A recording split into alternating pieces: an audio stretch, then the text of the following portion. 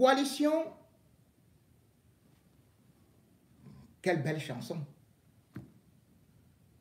Tout le monde imagine que ça arrivera comme ça, comme une colombe qui tombe du ciel.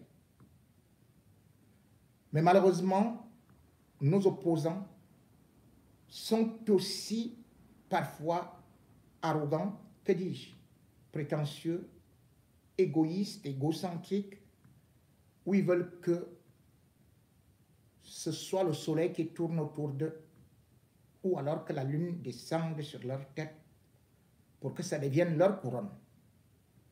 Chacun d'entre eux s'est dit beau, fort, et demande donc qu'on fasse la coalition autour de lui.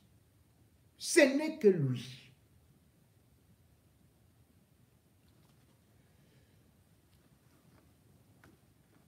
Pourtant, les scores nous montrent qu'il ne pèse même pas le poids papillon. Ils sont aussi légers que des feuilles mortes.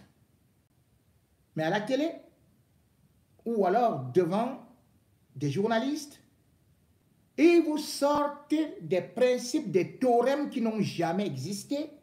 Ils sont dans leurs rêves illusoires, dans des ambitions dérisoires et surtout dans des prétentions qu'on ne pourrait dire que des prétentions mégalomaniaques. Joshua aussi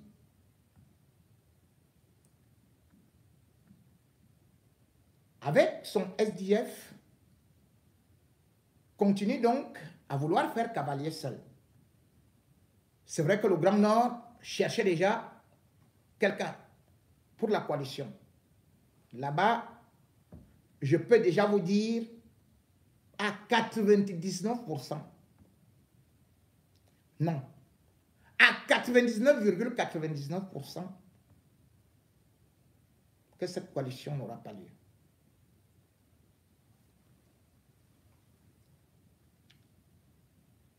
Sauf changement miraculeux. On ne sait jamais.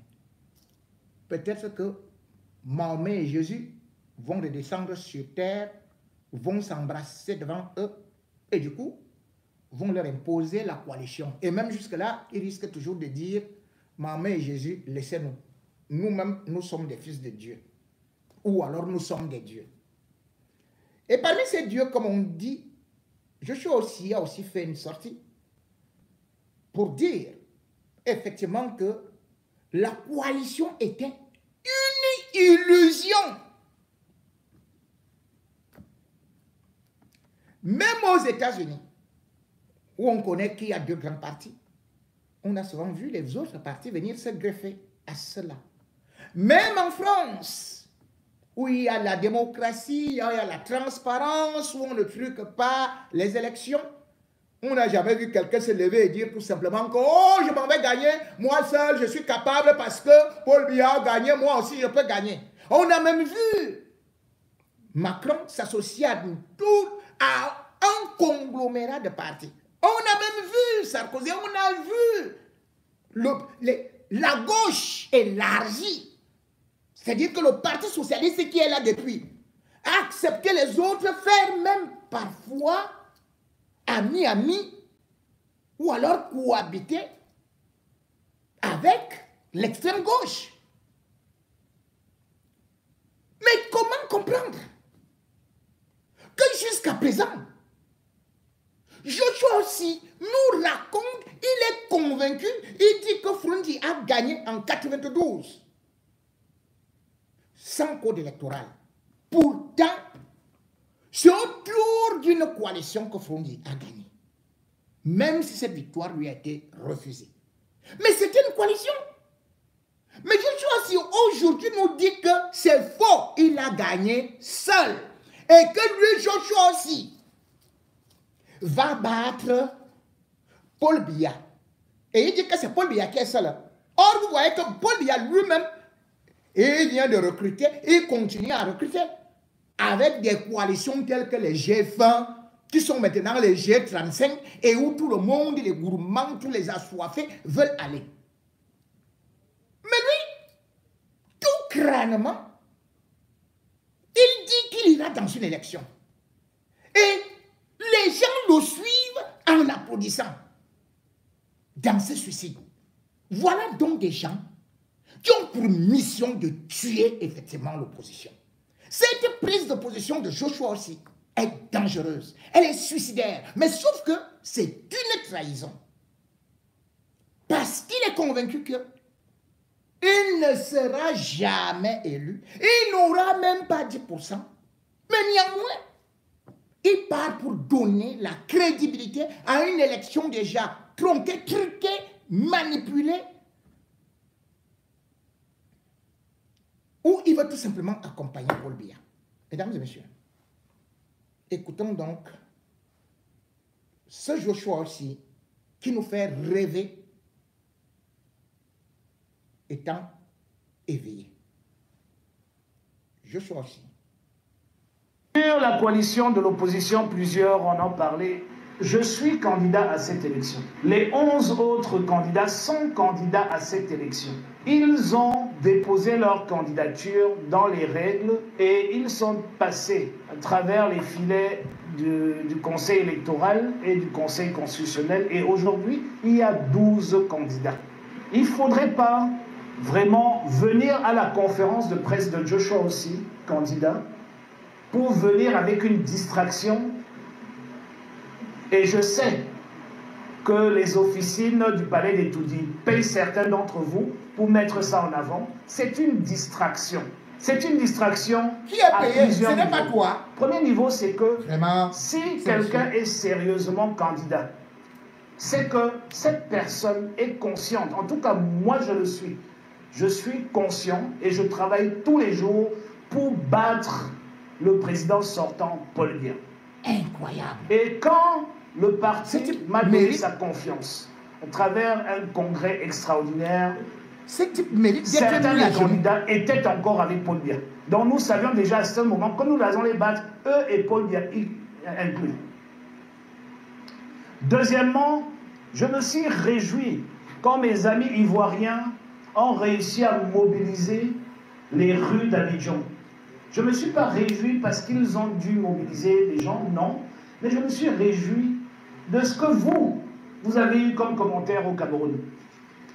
Vous étiez émerveillés et fiers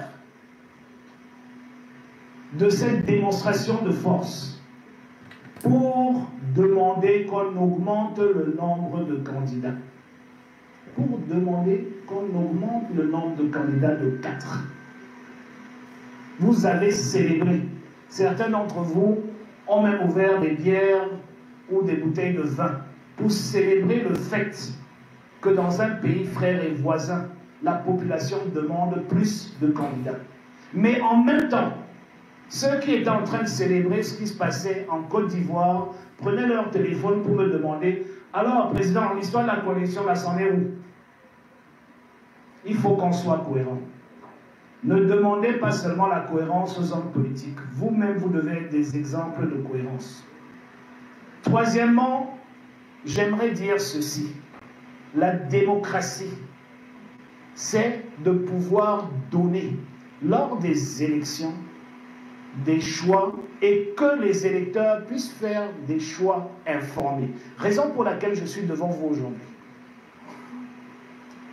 Ce que tu fais, Joseph, et ce que d'autres font, c'est comme s'ils rentraient dans un restaurant et on vous donne une carte de menu ou un tableau où le menu est listé et vous vous énervez contre le servant ou la servante en disant « Mais qu'est-ce que c'est que ces histoires? Vous ne pouvez pas avoir un seul menu. » Non, on vous donne le choix. Sur les 11 candidats, il y en a qui ont comme programme politique la jeunesse, il y en a d'autres qui ont comme programme politique la tribu, il y en a d'autres qui ont comme programme politique un changement de système. Moi, je suis de ceux-là. Il y en a qui veulent tout simplement le trône, il y en a qui veulent la République, comme moi. C'est à vous de faire le choix.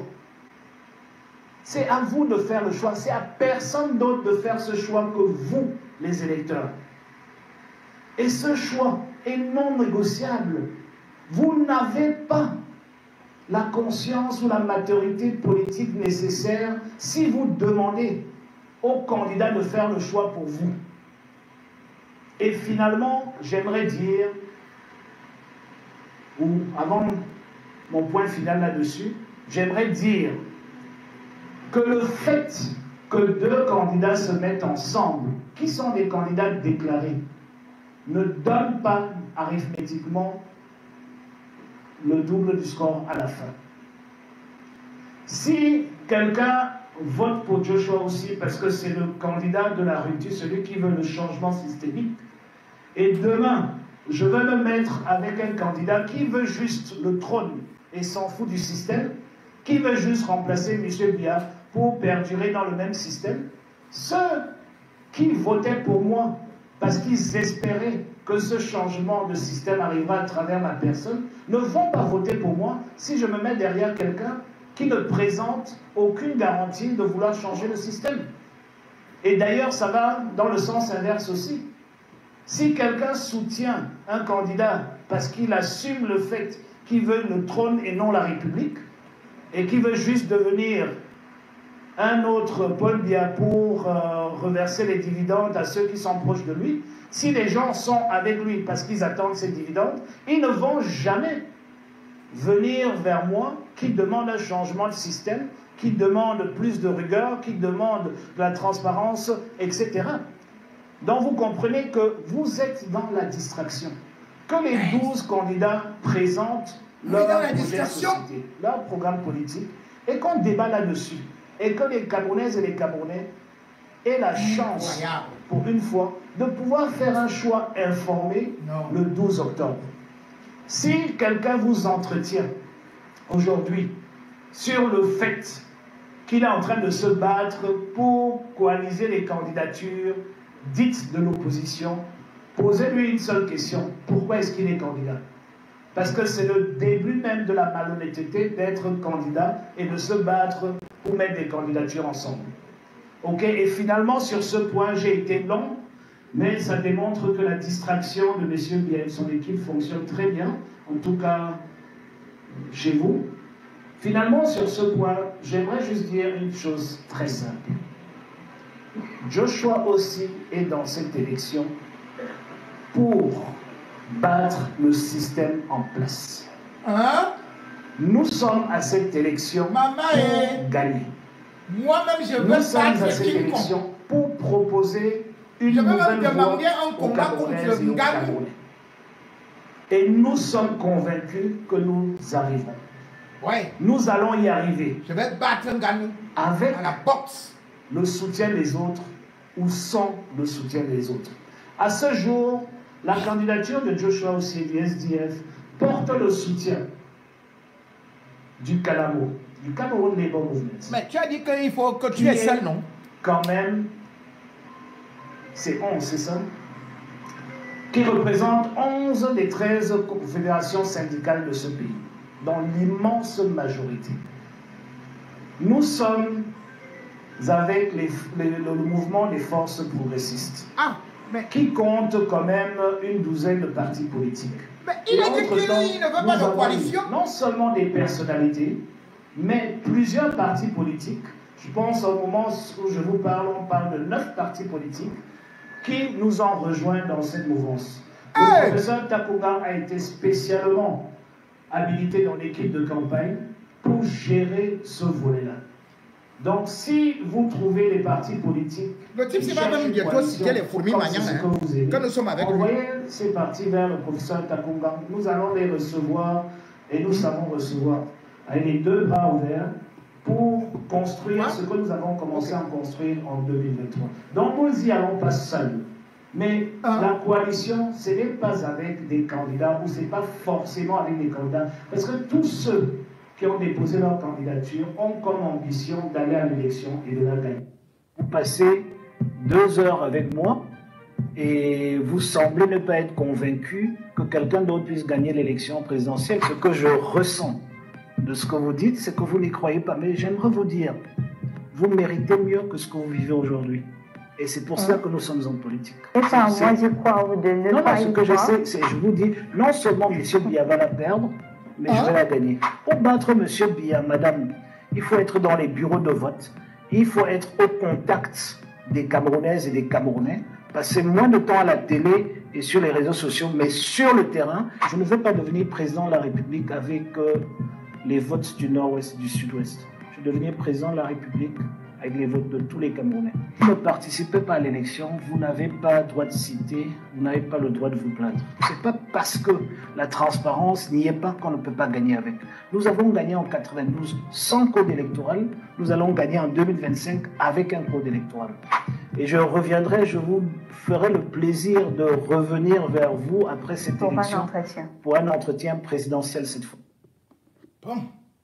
Il reviendra donc pour un entretien présidentiel. Joshua, si tu ne reviens pas pour l'entretien présidentiel, Camerounaise, Camerounais, partout où il ira, lancez-lui les tomates et la farine. Mais c'est quoi ça? Oh non, je ne veux pas la coalition. Oh, il y a les partis politiques qui viennent autour de moi, qui sont avec moi. Oh, il y a les syndicalistes qui sont avec moi. Bon, les autres, si vous voulez, les autres partis, si vous voulez être avec moi là, allez voir tel. Vous savez, s'il y a trop grand, il ne peut pas venir vers vous. Et comme ça, ils vont s'aligner derrière moi. Moi, les autres veulent le trône, moi, ils veulent la République. Mais ça veut dire quoi? Mais, franchement,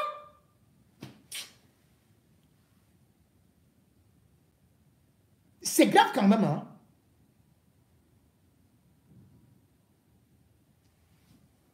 Vous voyez, il y a d'autres là qui sont en train de faire déjà l'autre est en train d'aller faire là. Mais comment les jeunes peuvent détruire l'espoir de la jeunesse comme ça? Je vois, ça peut gagner qui? Où? Quand? Comment?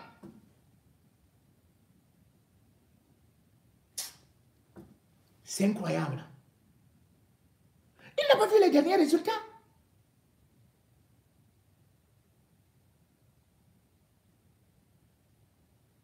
Est-ce que Joshua peut aujourd'hui faire un meeting? On voit 50 000 personnes. Voilà ces militants. Il dit que nous sommes avec tel, nous sommes avec tel. On voit ces militants qui démissionnent 300. Certains vont à l'UNDP, d'autres vont au FSNC, d'autres préfèrent même aller au RDPC. Et il vient s'asseoir pour dire que non, vous savez, les plus grands syndicalistes,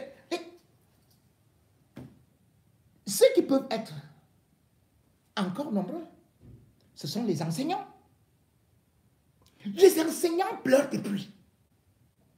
Ils ont fait les hôtesses et consorts. Vous avez vu Joshua prendre fait cause pour les enseignants. Il parle de quel syndicat? C'est des transports. Joshua n'est pas là-bas. On n'a jamais vu. Les Baïam Selam qui souffrent. On n'a pas vu Joshua là-bas. Celui qui est déjà dans le marché. Lui au moins il peut être président en Bombi. Au marché de... Non. Il a déjà gagné le marché du Mfundi. Bon. Donc, Cabral Libi est déjà au marché du Mfundi. Bon, il y a aussi un autre là. Un autre candidat là. Lui, il est maintenant le président du marché du camp... je crois que du camp Sikou de la cité, je ne sais pas comment ça s'appelle là-bas. Lui aussi, il est parti là-bas. Donc, chacun va récupérer son marché. Là, les femmes vendent. C'est là-bas qu'ils font leur campagne maintenant. Ils ne se sont jamais souciés de ces mamans-là. C'est maintenant là-bas qu'ils font leur campagne. Ils ne se sont pas souciés de tous les corps de métiers qui souffrent. Les médecins, les ceci et cela, ils sont en train de partir, de s'enfuir. On n'a pas vu les Joshua aussi. Et tout ce monde ici qui dit que, oh, j'ai déjà tel nombre de syndicats, le plus grand nombre de syndicats, le machin. Pour être avec des syndicalistes, il faut, bien évidemment, non seulement dans votre programme, avoir des arguments pour leur cause, mais surtout avoir été avec eux dans des difficultés, dans des revendications. Or, on a vu que les hommes politiques n'étaient pas avec les enseignants. Ils sont abandonnés à eux-mêmes. Ils sont en train de s'enfuir pour aller au Canada, où ils deviennent des manœuvres, de ceci et cela.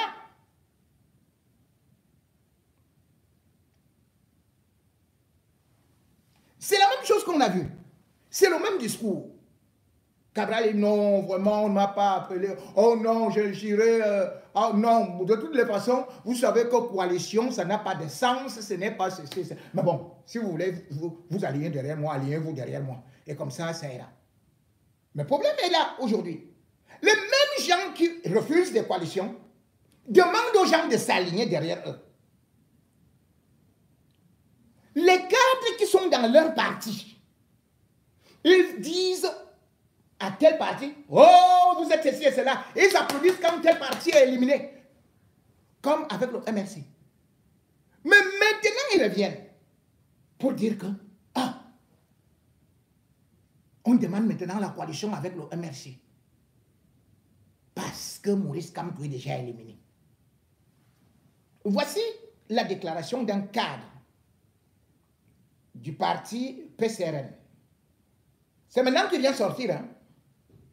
Écoutez bien ce qu'il dit ici. Et je vous donne d'abord son nom. Il s'appelle Félix Nek. Cabraliste, PCRNiste, assumiste, ce que le peuple, voilà, je ne sais pas. Voilà. Le peuple, ce que veut le peuple, Dieu le veut. Et nous pouvons réussir ensemble. Suivez donc maintenant sa drague à Maurice Kamto, au peuple des talibans, comme on les appelle. Je vous lis sa nouvelle lettre.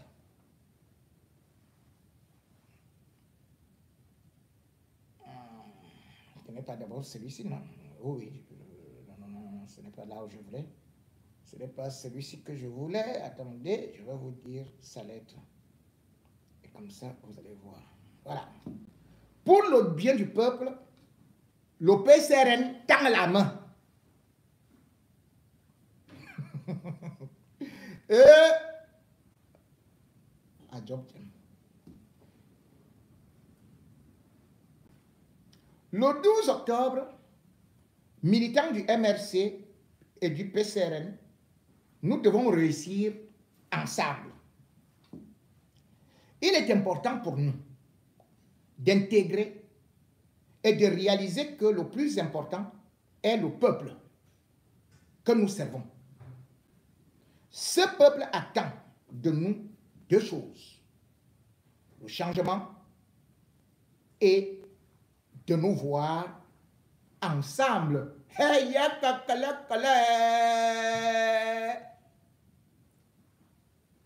Le chat et la souris, ensemble. Bon, continuons. Ce qui est au cœur de cette réflexion, c'est de ramener l'abstention à sa portion la plus congrue, car notre attitude risque de décourager le peuple qui veut le changement, lequel refuserait alors de sortir le 12 pour aller voter. Aussi, qu'on aime ou pas, il est constant que parmi les partis politiques qui s'investissent pour la conquête du pouvoir, le PCRN et le MRC sont ceux qui sont largement sortis du lot. Ils ne peuvent donc pas avoir abattu ce travail pour le laisser tomber en ruine au dernier moment, alors même que les signaux sont ouverts, tout simplement à cause de notre orgueil.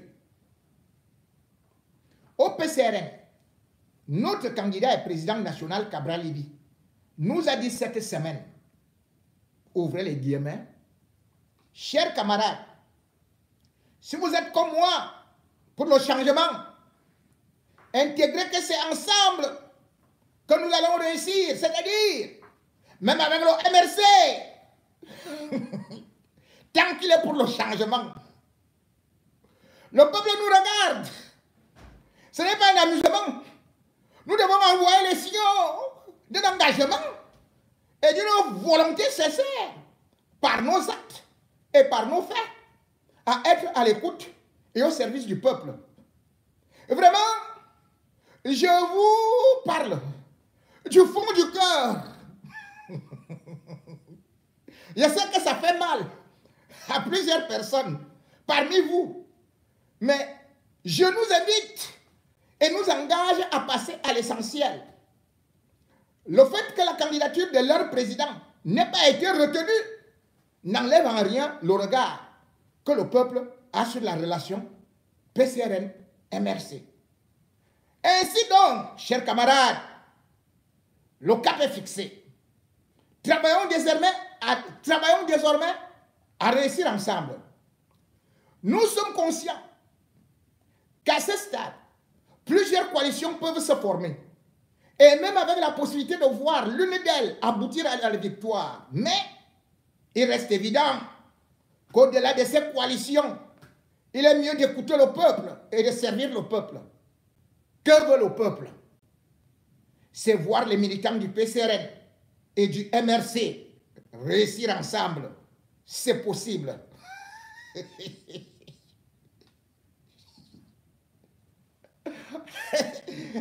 Félix Signac dit que voilà ce que Cabral Libye a déclaré.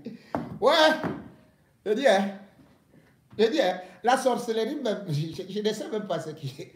Je ne sais pas. Le pays là, ouais, même le grand Barak ne peut pas faire ça. C'est pas possible. Donc il va voir ses militants pour dire, vraiment, c'est vous qui devez pardonner aux militants du MRC qui doivent venir nous aider à passer. C'est-à-dire que quelqu'un va demander la faveur. Il doit aller demander la faveur au MRC. Et dire à ses militants que je sais que ça vous énerve. Je sais que ça vous énerve que le MRC nous aide. Mais Cabral Libye est un opposant. C'est ce qu'il nous a dit, non? Comment se peut-il que maintenant, là,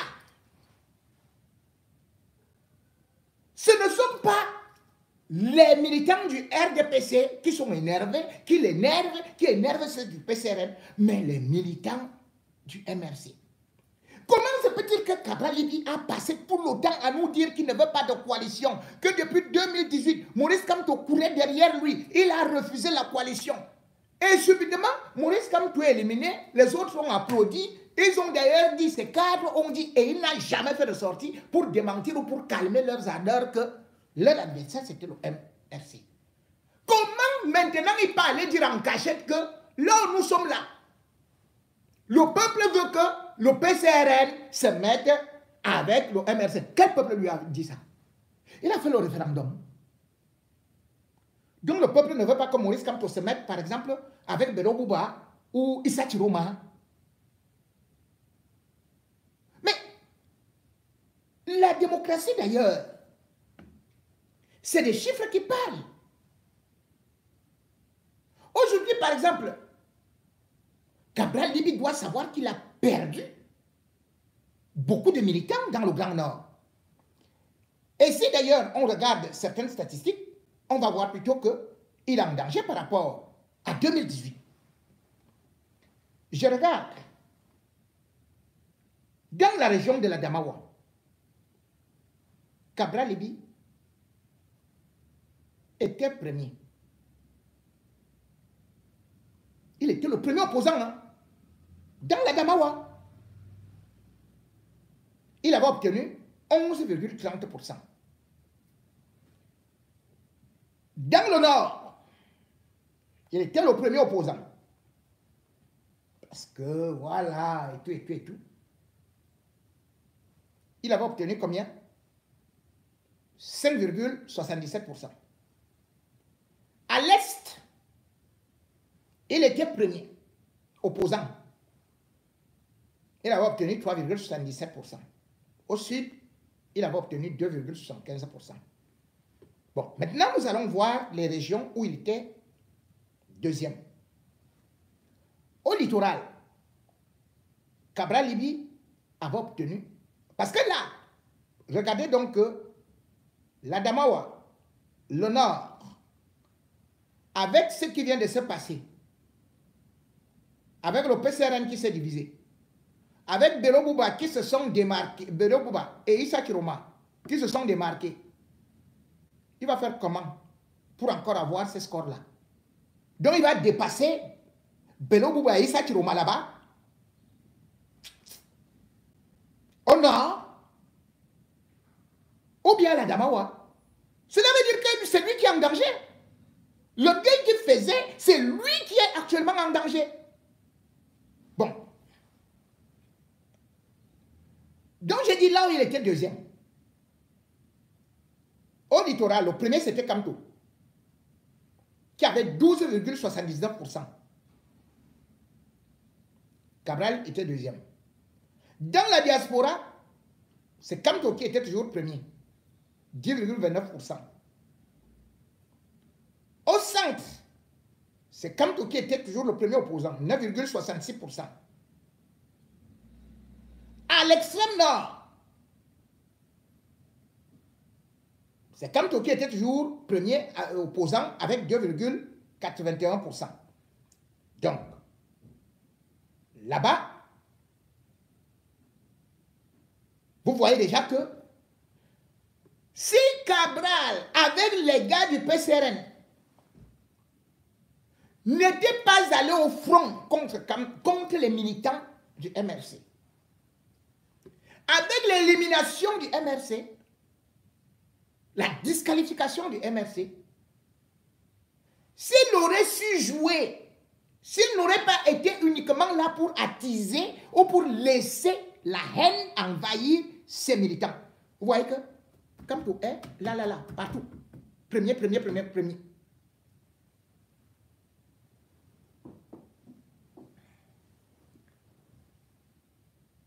Ce qui signifie que les sympathisants et militants de Kamto ne vont pas voter Cabral. Et le pire, c'est comme j'ai dit que là-bas également, on va se retrouver avec des gens qui sont importants. Comme j'ai dit, Issa Chiroma. Issa Chiroma, ce n'est pas la blague. Issa Chiroma, ce n'est pas la blague. Et ce n'est pas au nord-ouest ou au sud-ouest qui ira gagner. Vous voyez que Joshua aussi, qui parle beaucoup là, nulle part il n'est même deuxième opposant.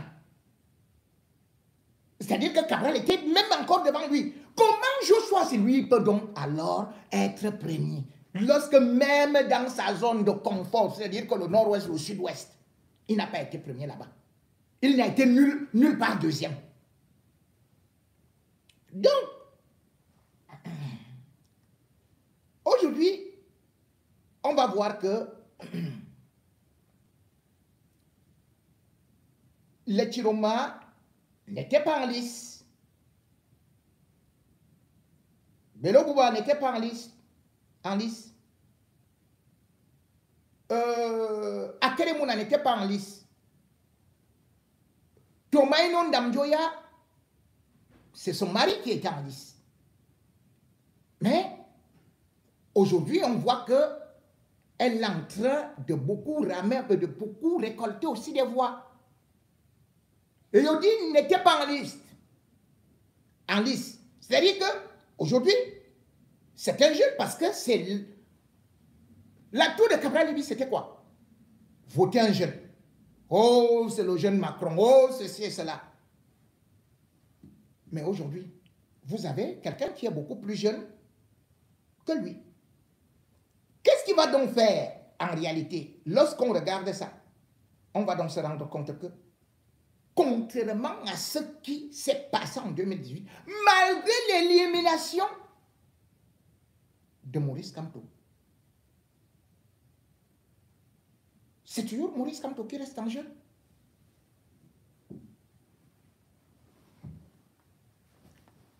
C'est Maurice Kamto qui doit départager l'élection.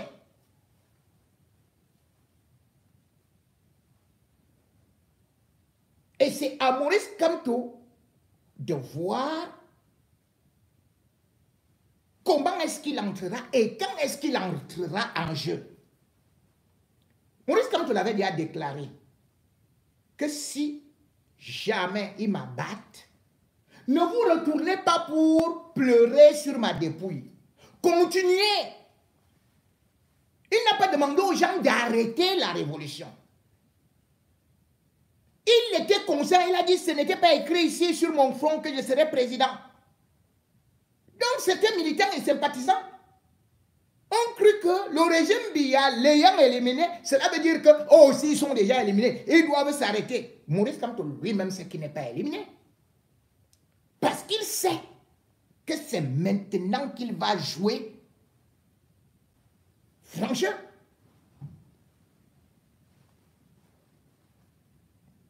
Il sait qu'il a encore des capacités pour pouvoir gêner ce régime.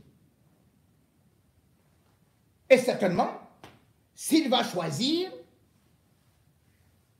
ça risquerait bien être quelqu'un aussi qui peut être persécuté. Qui maintenant est persécuté.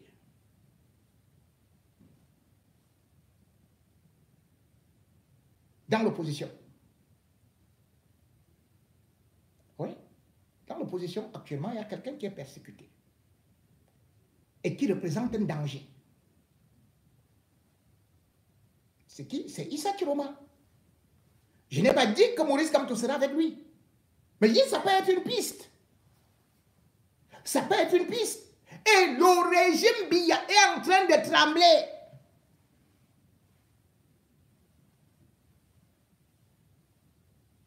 Le régime Biya est en train de trembler sur cette hypothèse. Si ça arrive,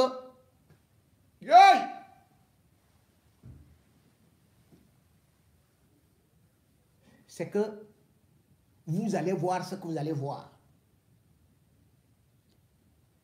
Et si d'autres viennent se greffer, c'est ce que j'ai dit, rien n'est encore joué.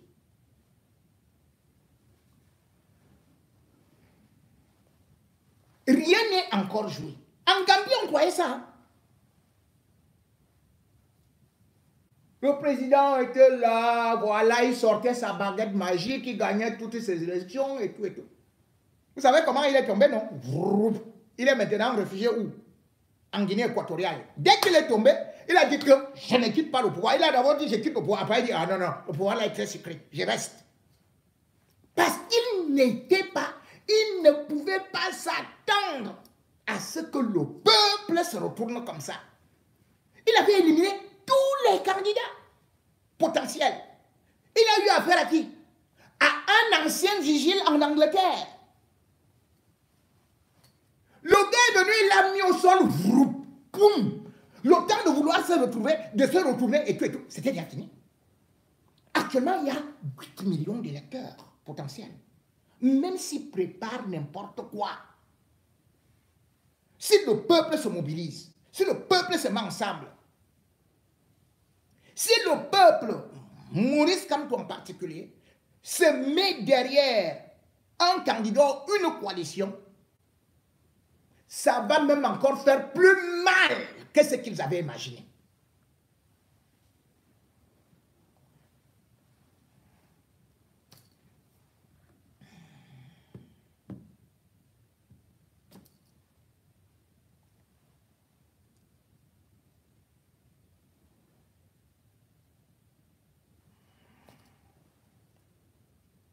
Quand le régime Biya commence à exposer quelqu'un, cela veut dire que c'est un adversaire redoutable. De la même façon qu'ils ont diabolisé donc Maurice Kamto, c'est le tour de Bero Bouba d'être pratiquement déjà attaqué, crucifié par leurs sbires, avec même des complots qui risquent de se réaliser pour son arrestation. Toutes les occasions sont bonnes pour pouvoir serrer les taux, trouver un prétexte. Ils ont d'abord voulu lancer un ancien dossier enterré, celui de la Camère, de l'avion de la Camère. Et puis ils ont vu qu'il y avait plutôt beaucoup de dignitaires du RDPC qui étaient plutôt concernés et que l'argent du dédommagement était même passé par leur caisse. Ils ont reculé. Et comme c'est un régime tyrannosaure, sanguinaire, il profite de toutes les occasions possibles pour pouvoir mettre en difficulté quelqu'un qui les met en difficulté. Vous avez donc pu constater que le Cameroun vibre et a vibré sous cette histoire terrible, dramatique d'une maman qui a vu ses 5 enfants se faire enlever par Boko Haram, par des coupeurs de route, toujours dans cette sinistre piste marécageuse de Maroua Kousseri. L'origine a vu qu'un jeune homme des réseaux sociaux a lancé un appel à la solidarité par rapport à cette mamanga, à cette femme, à cette dame qui pleurait seule, qui n'avait même pas une assistance psychologique. Dans ces pleurs, la diaspora n'a pas regardé ses origines. Qu'on soit Bamileke, qu'on soit Bamou, qu'on soit Sawa, qu'on soit anglophone, les gens ont cotisé parce qu'au départ, ils se sont dit les terroristes menaçaient d'exécuter tous les enfants. Ce qui d'ailleurs a été fait, puisqu'un a finalement été exécuté, celui qui avait 19 ans. Une véritable douleur, un gros malheur. Pour cette maman qu'on a vue perdre la tête, perdre l'orientation, et qui se roulait par terre. Pas de cellules psychologiques, pas une moindre assistance à cette dame.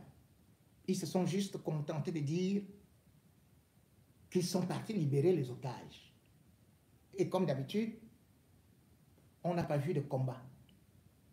Partout ailleurs, la libération des otages, puisqu'ils ont des drones, ça se filme. L'armée camerounaise est donc la seule qui est capable d'entrer au Nigeria parce que les Nigérians certainement ont des mains cassées, des bras cassés, des pieds cassés. Leurs fusils n'ont pas de munitions. Ils ne voient pas dans la nuit ni le jour. Ce sont des inaptes qui n'ont pas été formés. L'armée camerounaise est aussi la seule au monde à pouvoir entrer au Tchad. Même si le Tchad a une grande armée, mais le Tchad ne peut pas attraper les terroristes, les Boko Haram. Donc l'armée camerounaise entre dans les territoires d'autrui.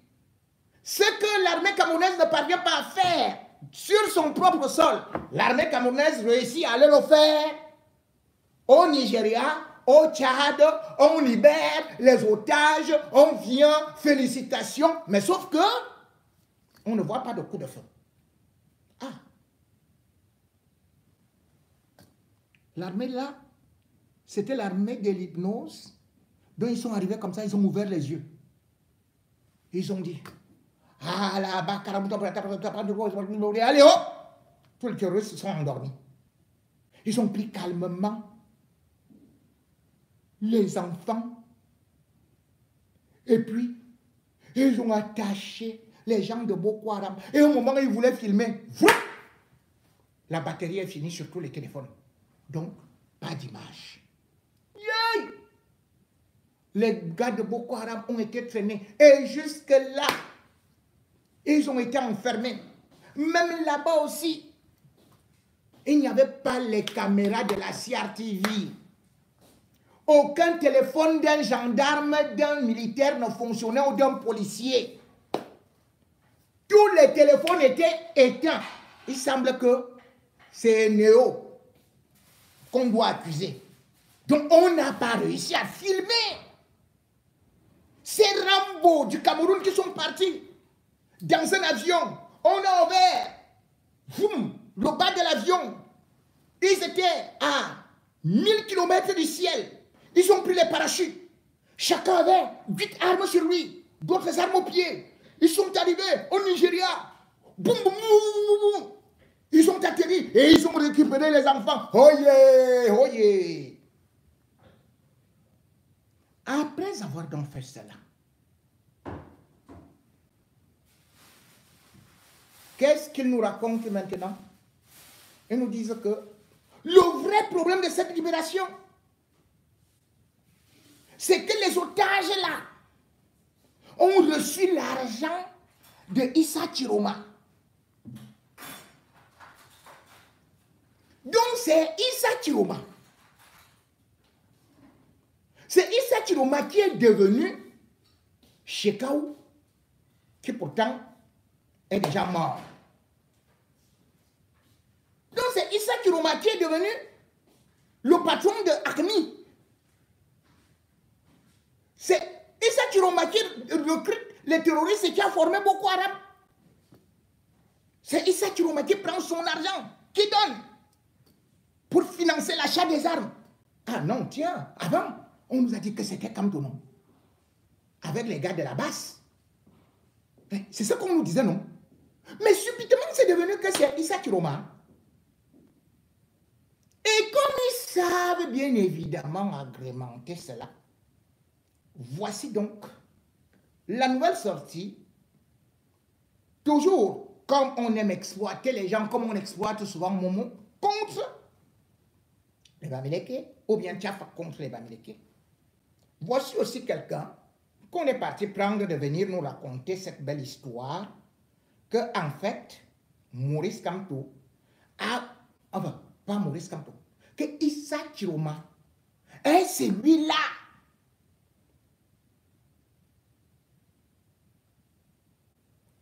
avec Jubanto qui finance les terroristes. Et cette dame est aussi allée à la télé alors qu'elle a reçu 6 millions cotisés par des pauvres Camerounais de la diaspora. Elle va remercier le gouvernement camerounais. Il va remercier l'armée camerounaise. Le gouvernement camerounais, pourtant, s'il y avait des routes, il n'y aurait jamais eu cet enlèvement. S'il y avait la sécurité, il n'y aurait jamais eu cet enlèvement. Elle qui disait qu'elle était abandonnée par l'État. Sa première réaction à la télé, à Equinox, c'est d'aller remercier le même gouvernement qui l'a abandonné.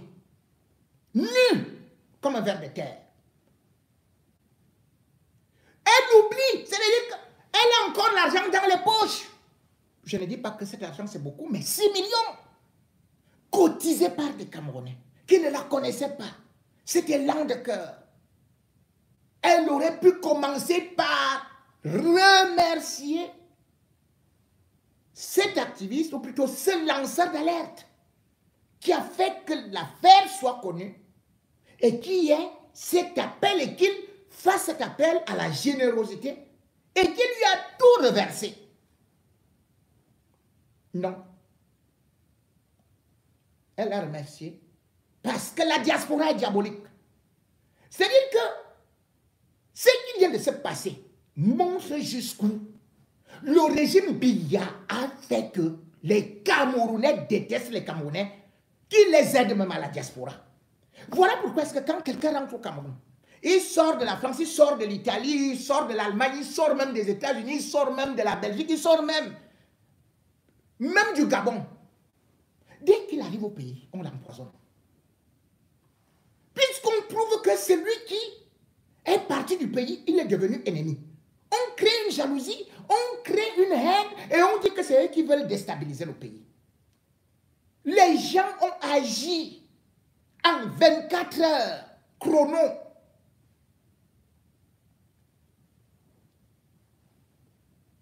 La dernière fois, un sous-préfet était resté en brousse. pendant des mois et des mois. Le sous-prophète d'Ibadan. Ils ne l'ont pas libéré. Dès qu'ils ont vu que la diaspora a eu à collecter de l'argent à travers un manteau, et ils ont couru avec les terroristes, comme j'ai dit, que c'est un complot, c'est du marchandage, c'est du schéma. J'ai expliqué ça depuis, j'ai dit que chaque fois, c'est le régime, depuis 2013 qui a compris, là il y avait ces filons-là, quand ils ont envoyé Amadou Ali. Amadou Ali pour sortir la famille Fournier-Moulin. Moulin-Fournier. Mais ils avaient sorti 3 milliards pour donner à Boko Haram. Comment vous pouvez dire aujourd'hui que c'est vous qui avez donné 3 milliards à Boko Haram? Et de sur quoi le père Georges, vous avez donné 8 milliards. Et ça, ce ne sont pas les informations de n'importe qui. C'est les informations qui nous viennent des services secrets français que le Cameroun a payé. Mais vous venez dire que c'est la diaspora qui finance Boko Haram. Avec Issa Chiroma. Mesdames et messieurs,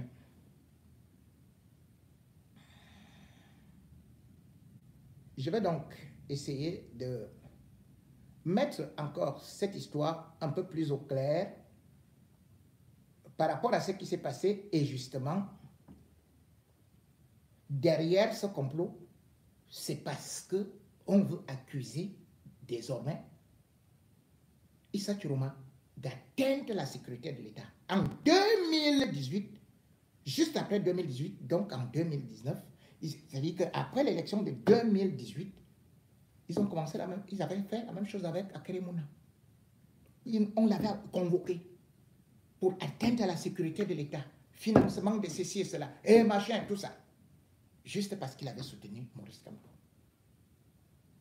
Écoutez donc, maintenant comment est-ce qu'ils activent quelqu'un qui vient d'abord parler de ça, pour que par la suite vous allez voir, oh, le tribunal militaire a déjà fait ceci, oh, tel autre a déjà fait ceci, et hop, on va vendre ça aux Camerounais. On écoute. Mes chers compatriotes, cette sortie n'est pas prévue, mais je me dois d'intervenir parce que les choses sont en train d'aller à volo. Les choses sont en train d'aller en vrille. C'est la dérive totale. Figurez-vous qu'en ce moment, mes compatriotes sont en train de cotiser de l'argent, de tontiner, comme ils disent, pour payer la rançon des compatriotes détenus par Boko Haram. Je ne suis pas contre, mais je suis contre. Je ne suis pas contre, pourquoi? Parce que c'est une famille qui est en détresse. C'est des Camerounais qui sont détenus et par émotion et par devoir. Tout Camerounais doit faire son maximum pour qu'on libère nos compatriotes. Mais mes chers compatriotes, ça doit se passer dans les règles de l'art. Jusqu'à preuve du contraire, il y a un État au Cameroun. Fût-ce qu'il soit moribond, laxiste, faible, il y a un État. Et il y a des sécurocrates, ceux-là qui sont en charge de l'affaire. Nos militaires meurent. Nos militaires sont sur le front, ça fait 10 ans. Ils luttent contre Boko Haram. Nos policiers, nos gendarmes, nos gardiens de prison sont en charge des terroristes. Mes chers compatriotes, plus grave, un président de parti politique affiche des numéros où on doit cotiser de l'argent pour payer à l'État islamique. Plus grave, un candidat à l'élection présidentielle, tenez-vous bien, un candidat à l'élection présidentielle verse de l'argent pour qu'on paye aux terroristes. Pas à l'État, pas à son État. C'est du financement du terrorisme, c'est condamné. C'est condamnable. C'est très grave, mes chers compatriotes. Imaginez que le Tchad entende qu'on est en train de cotiser de l'argent pour payer Boko Haram, que le Nigeria entende, que le Niger entende, que le Bénin entende. Ça fait 5 États et pendant 10 ans qui sont en train de se battre contre une pègre, contre l'une des d'insurrection la plus meurtrière qu'on ait eue en Afrique. Nous sommes à 35 000 morts. Pas plus tard qu'il y a moins d'un mois, nous avons perdu des soldats. Mes chers compatriotes, allez dans le camp Bir de Salak ou bien le camp de la force multinationale mixte à Mora et dites-leur que vous êtes en train de cotiser de l'argent pour libérer les otages.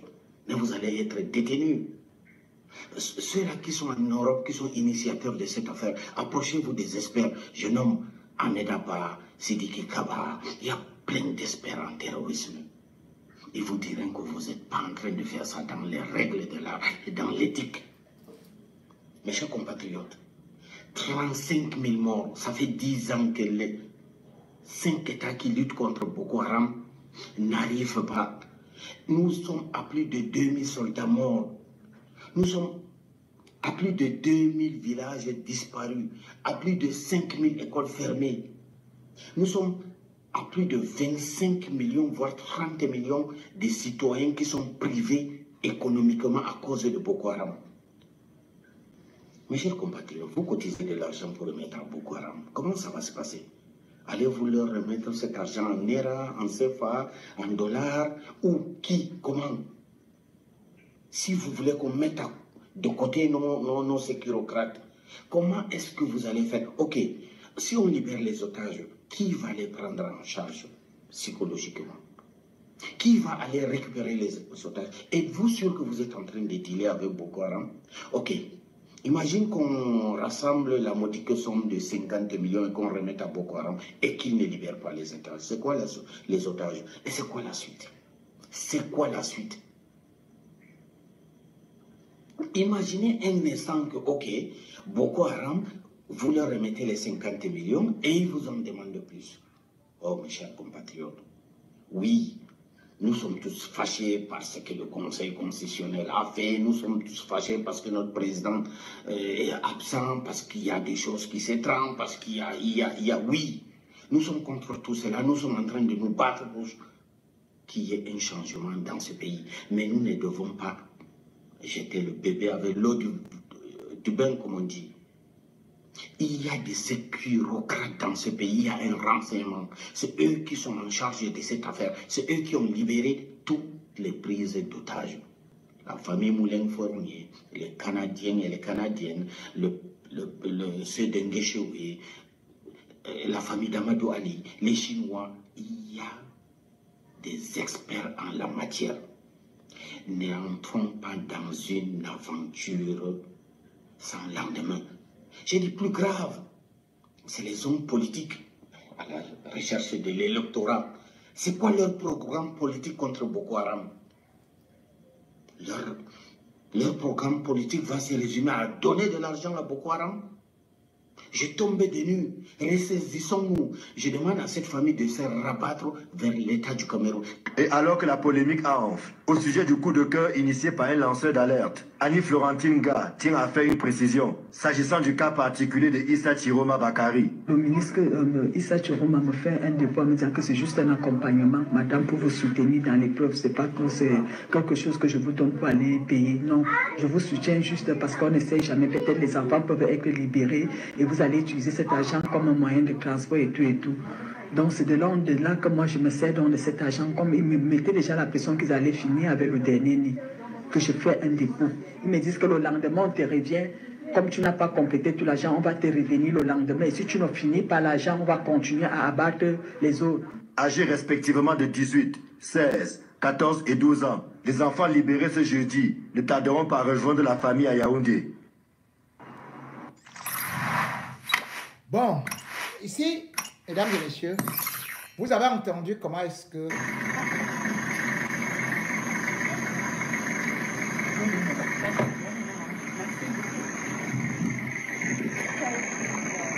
on parle de la libération de cet État qui parvient à libérer. Nous sommes ici en tant que maire. Nous sommes venus pour manifester notre solidarité à une maman qui a vécu le pire ces dernières heures. Elle avait 5 enfants parmi les 11 qui ont été kidnappés. à l'extrême nord. Et elle a perdu son aîné de 19 ans. Et c'est une horreur, c'est inadmissible de perdre son enfant dans de telles conditions. Dieu merci, elle a pu récupérer les 4 autres, comme les autres qui ont été libérés. En même temps, nous adressons aux familles des autres qui ont fait l'objet de ces kidnappings notre fraternité, notre solidarité et en mes qualités de président national de l'Union démocratique du Cameroun, nous avons communiqué aussitôt que nous avons appris cet autre déroulement des faits de terrorisme dans notre pays, notre condamnation. Et voilà, nous sommes là vraiment pour que tous ceux-là qui vivent ces horreurs, y compris nous-mêmes, que nous puissions ensemble essuyer les larmes de notre sœur, ensemble manifester comme cela se passe quand il s'agit de l'une d'entre nous. J'ai accompagné une association des femmes, parce que les femmes du Cameroun, c'est comme ça qu'elles s'organisent entre elles pour faire face. Elles s'organisent en solidarité et elles ont voulu se manifester comme ça. Je dois dire ici qu'elles ont sorti quelque chose de symbolique dans leur caisse, une petite caisse. Elles ont tenu à venir présenter cette solidarité à Madame là. Donc c'est un exemple, ce n'est rien, mais c'est pour nous de démontrer que nous allons se vivre avec cette solidarité-là, et c'est de faire comprendre à Madame Ga qu'elle n'est pas la seule, et nous sommes avec elle. C'est terrible, mais au Cameroun, comme nous l'avons dit, il est temps que nous puissions être mis hors d'état de cette précarité, de cette insécurité, du fait de l'enclavement, du fait du réseau routier qui est inexistant. On ne peut pas aller d'une région à une autre normalement. Nous en appelons, et évidemment, comme nous l'avons fait dans notre communauté, à l'État du Cameroun, à nos forces armées, de continuer à être présents sur le terrain, à sécuriser les axes routiers. Nous en appelons à l'État de travailler en solidarité avec les communautés de ces zones de l'extrême nord.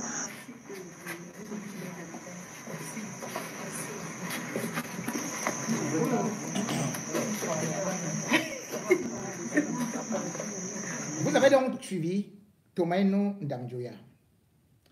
Elle est partie donner, tout comme Issa a envoyé, par compassion pour la famille. Va-t-on dire que Madame Tomaino, aujourd'hui, finance le terrorisme? Cet argent, avec 500 000, vous financez le terrorisme? Et je le disais, je l'ai dénoncé. Puisque c'est Biya qui a été le premier à financer le terrorisme. Tout de suite, vous avez entendu, oh, l'État du Cameroun a libéré la famille d'Amadou Ali, l'épouse d'Amadou Ali. Pourquoi est-ce qu'on a arrêté l'épouse d'Amadou Ali? Parce que c'est Amadou Ali qui avait négocié avec les terroristes pour qu'on libère les Français. Mais des 3 milliards, ils ont détourné une bonne partie. Les gars de Boko Haram qui ont eu de l'argent sont partis encore s'équiper en armement et sont venus cette fois-ci prendre l'épouse d'Amadou Ali pour se venger. Ils lui ont fait ce qui est incroyable là-bas. Quand il a revu l'état de sa femme en bas, il est seulement tombé dans les vapeurs, les vapes comme ça là. Et Boko Haram lui avait dit, on ne va pas s'arrêter là. La preuve, c'est que, qu'est-ce qui s'est passé? Quand ils ont pris le père Georges, l'État du Cameroun, toujours Paul Biya, c'est eux qui financent Boko Haram. Et c'est eux qui libèrent les plus grands terroristes de Boko Haram qui ont des grands armements. Je dis bien qu'ils ont libéré qui, après le père Georges, là ils ont donné à Boko Haram 8 milliards. Mais c'était Djida Oumar. Djida Oumar, c'est comme si on vous dit que vous libérez Ben Laden. C'était le chef de la cellule du terrorisme en liberté. Et vous venez accuser, vous dites que non, vous savez que c'est l'État qui fait ceci. Et il y a toute une ethnie actuellement qui s'est spécialisée dans les enlèvements. C'est l'ethnie Kanouri. Les Lamidos sont dedans. La dernière fois, c'était Cavalier Yégué Djibril, je l'ai dit, qui négociait avec ces terroristes. Et il y mettait un certain Abdallah et Abamala. Voilà les gens qui donnent de l'argent en frais aux terroristes. Vous venez parler de 500 000. Et celui qui parle de ça est bien au courant. Hein? Mais il vient parler plutôt des opposants, alors qu'il dit qu'il est lui-même opposant. Et d'ailleurs, aujourd'hui on a applaudi l'Obir. Mais je vais vous mettre un témoignage de quelqu'un plutôt attaché comme les Ibiers, comme nos papas attachés dans les livres de Mamadou et Bineta. Voilà quelqu'un qui a été pris par l'Obir. Avec un goudron de bois sec de 70 mètres centimes. On vous tape dans le main, dans le pied. Quand on te jette même là-bas, là, tu ne peux même pas marcher pendant 1-2 semaines. Ça veut dire qu'on vous a ligoté et on s'est mis à vous battre. Voilà, donc c'est comme ça. Je ne peux pas vous présenter son visage parce qu'on ira encore l'enlever. Pas l'argent, on va dire que tu es coupé de route, c'est pour cela qu'on t'a pris. Vous suivez? Et j'ai vu beaucoup de choses comme ça là. J'ai vu comment ils font les autres, mais on ne vous met pas en place. On vous met un peu. Voilà. Ça veut dire qu'on rompt toute forme de communication. Voilà, entre vous. Vous ne poussez pas vous on venait même prendre quelqu'un, peut-être vers les 1h, 2h, là, on part avec. Tu ne sais pas si on peut lui libérer, ou c'est pour aller tuer, ou c'est pour faire quoi, je ne sais pas. Donc vous étiez nombreux en tout cas. Bon, moi, on m'a pris seul. Ok, oui, mais dans le camp, est-ce qu'il y avait d'autres? Attendez, c'est l'armée qui l'a pris. Presque 3 personnes ou 4 personnes, mais je ne sais pas comment ça s'est passé. L'autre m'a dit même qu'on l'a amené parce que son père était mort. Lui a laissé les bœufs, beaucoup de bœufs. C'est à l'aide de son oncle qu'on l'a amené ici. Bon, je ne sais pas comment il est passé. On lui a tué. Il est libéré. Je ne sais pas. Donc ça m'a fait beaucoup mal. Vous n'avez plus de ces nouvelles? Je ne lui connais même pas. On s'est seulement trouvé là-bas. Je ne lui connais pas. Je ne le connais pas. Je ne sais pas pourquoi il est là. Et là, du coup, c'était le seul acte de torture qu'on vous a fait subir. Vous mettre sur la torture, la torture vraiment, c'est expliquez-nous un peu la torture là, expliquez-nous. La torture là-bas, quand vous partez, on vous attache le pied, on attache la main, on met ça comme ça, on met quelques bois, le fer, comme ça, on vous met en coin. Et c'est là-bas là, qu'on vous fouette aux fesses, sur la tête, les mains et aux chevilles des pieds. Voilà ce que notre armée a fait là-bas. Et tu peux passer toute la journée sans manger. C'est peut-être vers les 16h, 17h qu'on vous apporte les riz blanches dans une boîte la boîte de chocolat ou la boîte de beurre. Qu'on vous met les riz blancs là avec du sel blanc. Pendant les 45 jours que j'ai fait, c'est ce que j'ai mangé.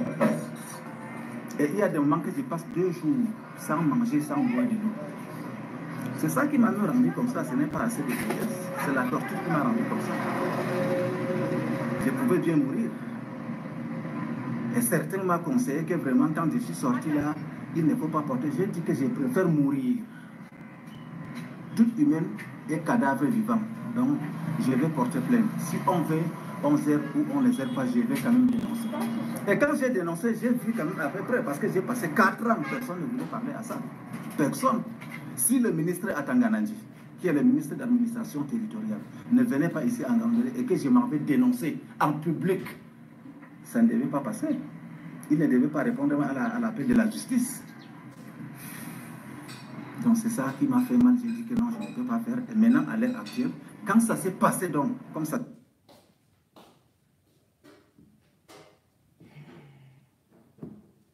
Je Là, c'est un témoignage de quelqu'un qui a donc été pris en otage. Et quand on te prend en otage, on t'exige aussi la rançon. Donc, les coupables de route ne sont pas seulement ceux-là que vous imaginez, ce n'est pas seulement les gens de Boko Haram. C'est-à-dire que certains éléments de notre armée ont commencé à faire ce trafic-là, c'est-à-dire, on te prend, et du coup, on va te demander du bétail, de l'or, du diamant, faute de quoi on te maintient comme celui qui a eu à témoigner et d'ailleurs avait porté plainte. Donc c'est un business qui rapporte. Ce n'est pas quelque chose qu'on va dire que, oh, c'est que... Mais si l'État du Cameroun, si les Atangandji n'étaient pas impliqués, si les Ngongo ne participaient pas à toutes ces cellules, qu'on sort de l'argent, on récupère derrière, il n'y aurait pas tout ça. On a dit tout de suite que comment le Nigeria va accepter, ou bien le Tchad va accepter que le Cameroun, ou bien qu'un opposant camerounais verse de l'argent à l'État du Cameroun. C'est justement ça que le Tchad a condamné, puisque le Nigeria abat directement les éléments de Boko Haram. Le Cameroun, lui, les arrête et refait l'échange. C'est-à-dire qu'on arrête Boko Haram, les gens de Boko Haram, et après, on dit, dès que Boko Haram, on a aussi pris les otages, on dit maintenant on va faire les otages avec Boko Haram. Oh, vraiment, on fait mousser ça. On va faire vraiment et tout et tout et tout. Il faut payer la rançon. La rançon. On va voir Paul Biya, bien on va dire ceci et cela et tout et tout. Ngongo est là. Avec le général Israël Maher et RS. On dit bon, maintenant, avec Atangandji, on va vraiment quadriller, on voit tel Lamido, on voit tel autre, on prend tel chef du Bir, après, ils se partagent de l'argent, ils donnent à Boko Haram, on revient libérer les mêmes gens de Boko Haram qu'on a arrêtés, et on verse encore de l'argent. Et après, on dit que bravo, comme cette dame dit. Mais elle a perdu son enfant.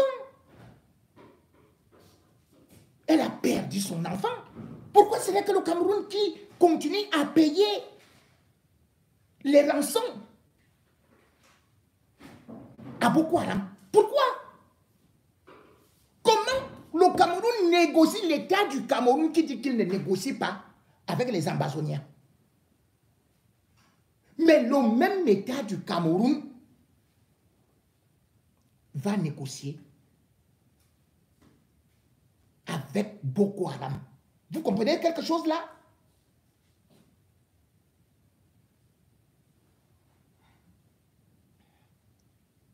En réalité, comme on peut le constater, c'est qu'ils redoutent également un certain nombre de choses.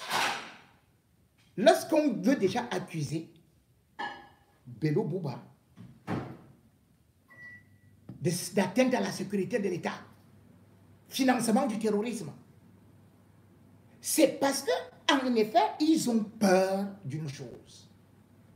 Ils ont peur de Bello Bouba. Pas de Bello Bouba, excusez-moi. Ils ont peur d'Issa Chiroma. C'est Issa Chiroma qu'on tente d'accuser. C'est lui qu'on voudrait convoquer au tribunal militaire. Et ça, je vous le dis déjà. Ça, c'est des complots de Ngongo. Et après cela, ils vont dire que non, c'est parce qu'il a financé. Ils vont fabriquer des faux témoins qu'il avait financé le terrorisme. C'est interdit. Ah, les mandats d'arrêt international, parce que c'est interdit de financer le terrorisme, il avait envoyé l'argent à Boko Haram. Voilà ce qu'on est en train de vouloir vous faire comme un plan.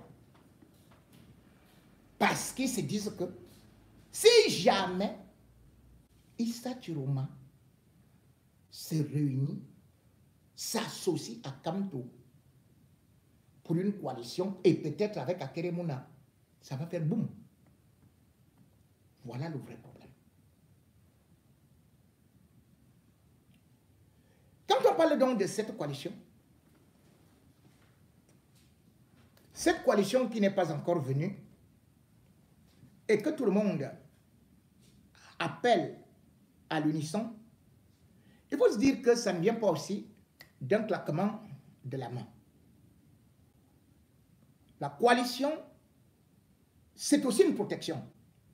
Parce que, à partir de là, vous arrêtez un candidat, les autres se mettent contre vous, et le peuple également se met contre ce régime tyrannosaure qui ne veut pas libérer et qui ne veut pas lâcher prise, qui a pris justement le peuple en otage. Mais la coalition ne se fait pas comme ça. La coalition, il y a des conditions. La coalition peut aussi être un piège. Comment donc éviter ce piège? Comment Maurice Kamto peut-il participer à une coalition sans pourtant tomber dans le piège?